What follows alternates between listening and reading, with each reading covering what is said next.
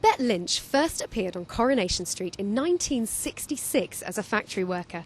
Shortly after, she started working here at the Rover's Return, where she stayed until 1995. Julie Goodyear, the actress famous for playing the leopard print-wearing landlady with a trademark blonde beehive, has been back since for several guest appearances, and she's here today to have a little chat with us. Julie, thank you so much for joining us today. It's a pleasure. It's lovely to meet you. Let's start by talking a little bit about the wonderful Bet Lynch, fantastic character. I understand that lots of people used to send you earrings because she was so infamous for her earrings. Absolutely, yeah. Mainly the earrings came from little children, and they came in by the hundreds, by the bucket load. And if any of the kids were poorly, I would wear them more quickly so that they could see them on telly. Oh, that was really nice. What did you think of your wardrobe? Well, it was a combination. It was very, very much teamwork of what I had actually seen on the streets outside, because I wanted it to be very real, how much it would cost, so therefore it had to be market, catalogue, whatever. And then after that it became a combination of me, the costume department and the makeup department to get the look absolutely right, where she would look, she could be 20 from the back, and it was only when she turned round you thought, oh. So you're quite heavily involved in the... totally. Bet, of course, feisty character, not just in the way that she dressed. She had several run-ins with female rivals and lots of relationships on the show. Do you think it's those elements that make a really good soap character? I think it's those elements, Gemma, and a lot more beside.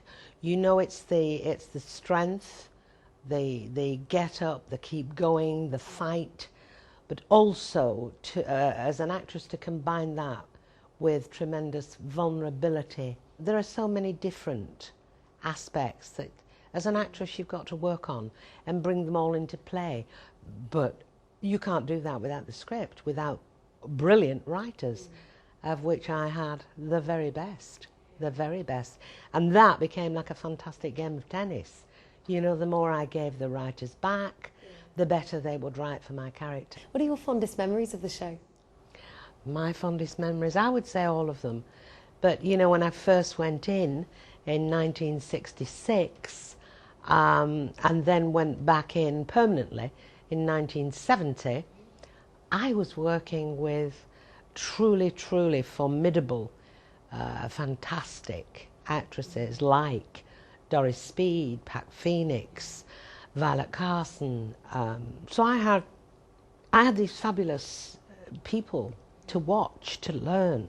And even if I wasn't in a scene, I'd be hiding behind the side of a flat, watching, being very quiet. Well, you're back on our screens, I hear, in a new little soap. This is a super soap. Super soap, indeed. Tell me. Daz Liquitabs. I mean, I just couldn't resist it. There it was. What happens? Tell me.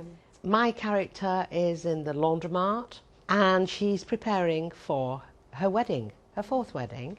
And then, of course, there's an absolute crisis because there's no hot water. But to the rescue comes Sue Jenkins, who, if you remember, used to play my barmaid, Gloria, all those years ago. And the frock is dazzling white, even at 30 degrees. The dress goes on, and just when you think everything's going to be fine for this very, very special day, the cliffhanger happens. The electrician, would you believe, is Dean Gaffney. Dean Gaffney? Do you remember Dean from Eastenders? Well, that sounds like so much fun. We've actually got a little clip of the advert to show you, and I have to say, it did make me giggle. Never get the white right on a cool wash. Bet you're a balm cake to a wine gun, we can. Daz cleans out the dirty, even at 30. Get the muck out of that, then. Oh, you look just like one of them princesses. Ma, how can you have the front to wear white? What about Dad? He's not your dad. Is it? Beyond I belief. have to say, I did love the leopard print-inspired wedding dress. Yeah, just a hint. It must have been really good fun being a bride again, putting on a dress. Yes, of course, absolutely. There's loads of soap weddings around at the moment, aren't there? There's Molly and Tyrone. Was there ever a time that you thought perhaps that Beck and Alec wouldn't make it up the aisle? Oh, lots of times, yes. And in actual fact, the viewers encouraged that. Really? Yeah, which was amazing. And the night before we actually did the filming at the church, hundreds and hundreds of fans of Coronation Street camped outside in tents, all chanting, "Don't do it, don't do it." They were very, very protective and very possessive of Bet. It was amazing. You've got to remember then, you know, we averaged 20 million viewers, you know, it was big, big, big stuff. Yeah. Oh, well, finally, Julie, tell me, if you could pull one pint for anyone at all, who would it be? I'd have to pull more than one pint. I'd have to pull a round of drinks. Okay. To all the cast and crew of Coronation Street, past, present, and in the future, and Tony Warren, who created it, and created so many jobs and so much pleasure for so many viewers. Oh, fabulous. Well, you'll be there for quite a while, won't you? Pulling all of those. Julie, thank you so much for joining us today. It's been lovely chatting to you.